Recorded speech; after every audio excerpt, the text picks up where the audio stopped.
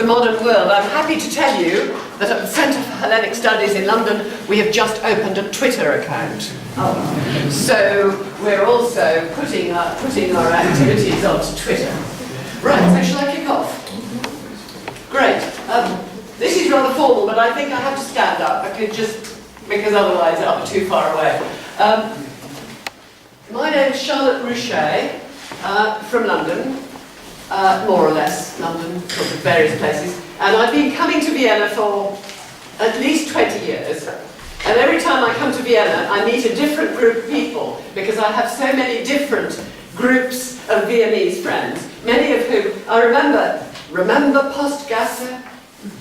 I remember being in some sort of Asia Minor bit and saying, how do I find the Byzantinists? Who? I don't know how to find them. And going through those little corridors, you know, and upstairs, and suddenly finding builders, so you had to go right back down again and around. But I worked with various groups in Austria, particularly because I worked in Ephesus for many years, which I'm very lucky to do. Today is something completely different, because we like change. And the people we have to thank for our presence here today are the Andrew Mellon Foundation. Mellon is one of the big American charitable institutions, and they have various groupings. They give a lot of money to various kinds of art history, but the group with whom I've been working are called Scholarly Communications. And they are the people who funded JSTOR. They funded the JSTOR concept, they made it happen. And now for us, that is something so normal, we can't remember life before JSTOR.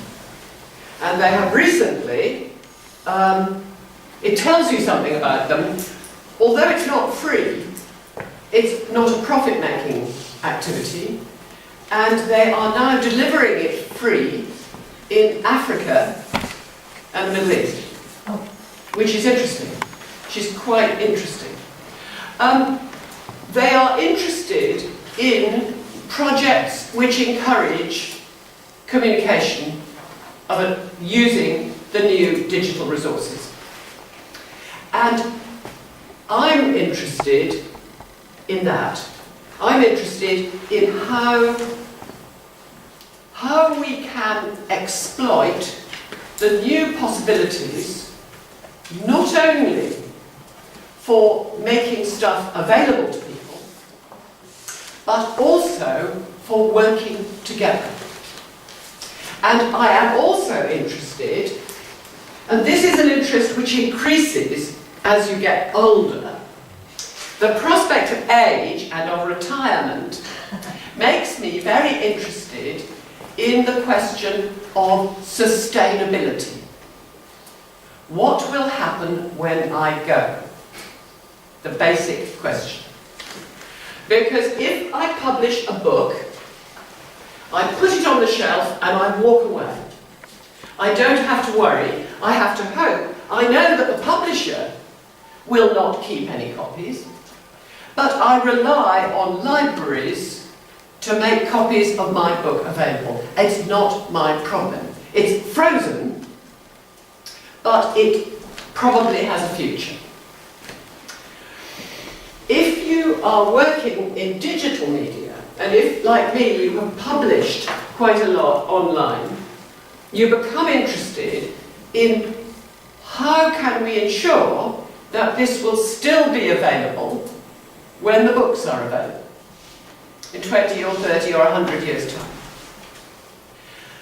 But there are two questions. There's physical sustainability, and luckily, people with a lot more money than us are thinking about this. Always try to use the rich people. Scientists and people who get much more funding than we do are thinking about physical sustainability.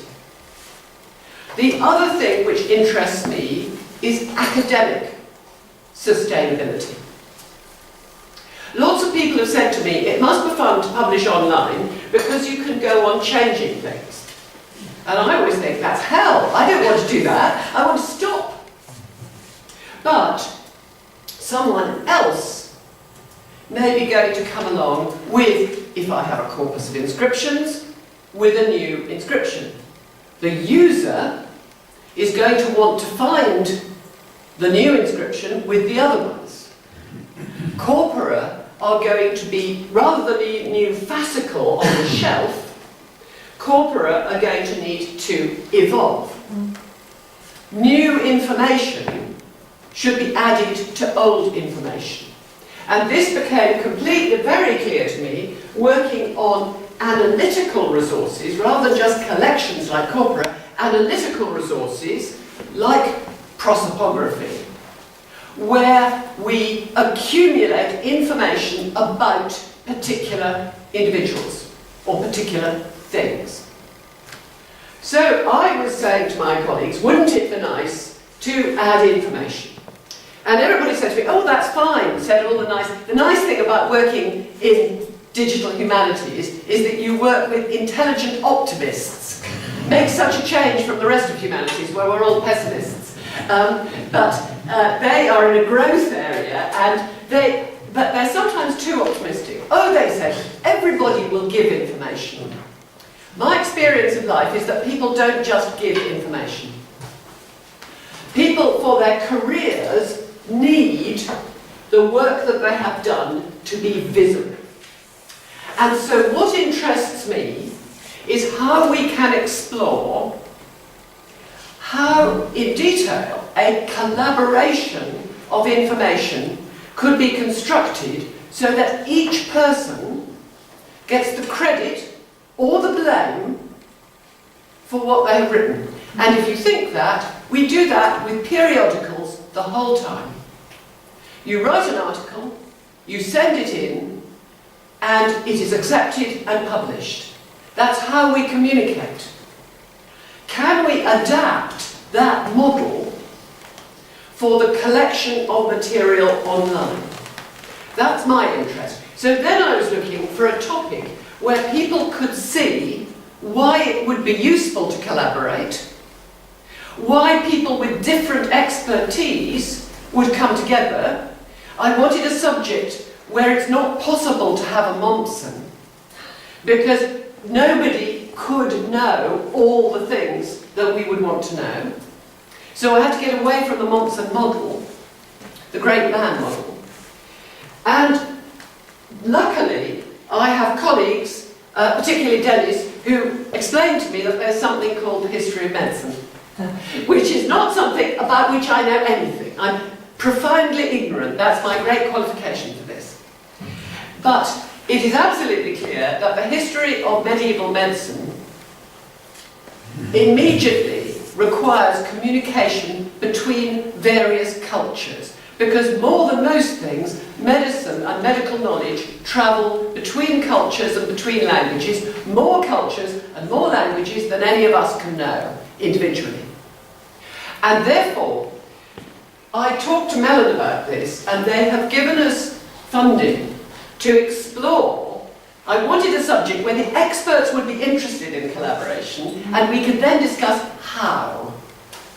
And so Mellon have given us money for 1 year of pilot investigation, which is basically a series of workshops where we make everybody work very hard, because we need the response of experts and scholars. Would you work? How would you work? How could we make something like this work? The money finishes at the end of March. I will then write a report to Mellon about two things. One about the specific project, and one half about the methodology, which is what is really of interest to them. And we have been invited to them to apply to them if we think that it's doable, to apply to them to go ahead and do it. But at the moment, the discussion is completely open. If you decide, if you say to us, actually, this is not going to work, that's okay. It's about saying, could this work? How might it work? How would I like it to work? Would I contribute my doctors? Or would I rather keep my doctors and publish them in another way? It's also about relationship to other electronic resources and collections which already exist. To what extent are we talking about a telephone exchange between different resources, which is another model for thinking about these things. So because the telephone exchange model is quite an important one, because at the moment, in this strange period we live in, there's lots of material online and lots of material which is only in paper, and we're trying to find ways to bring these things together.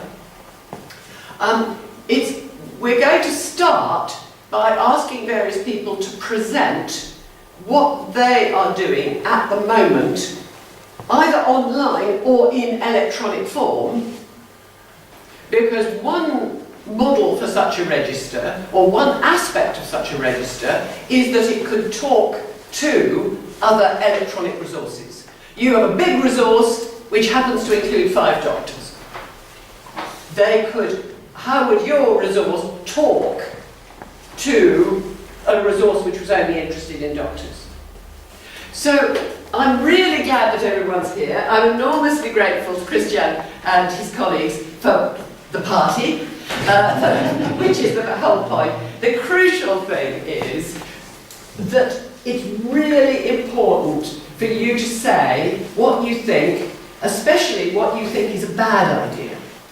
Criticisms are really useful. The negative comments will be really helpful. If we all just say, oh, it's wonderful, motherhood and apple pie, we don't really make any progress. Oh, it would be awfully nice. What's interesting are the practical things. I wouldn't use this because.